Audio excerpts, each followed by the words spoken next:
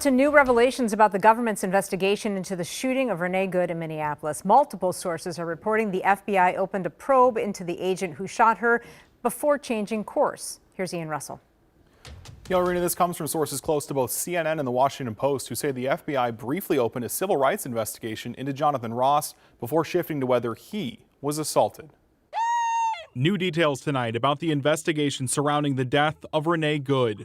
CNN and the Washington Post are both reporting that, according to their sources, the FBI had begun a civil rights investigation into ICE agent Jonathan Ross, the agent who fatally shot Good almost 2 weeks ago before the Department of Justice shut it down.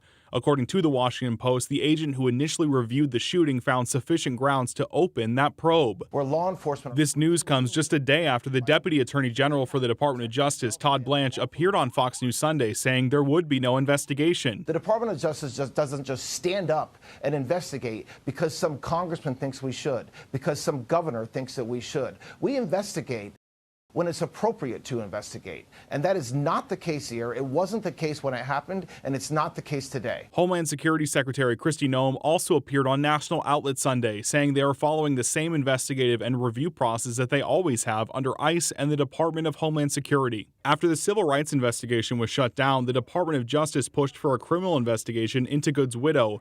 Our sources tell us all of these factors led to a half dozen federal prosecutors in the Minnesota U.S. Attorney's Office to resign.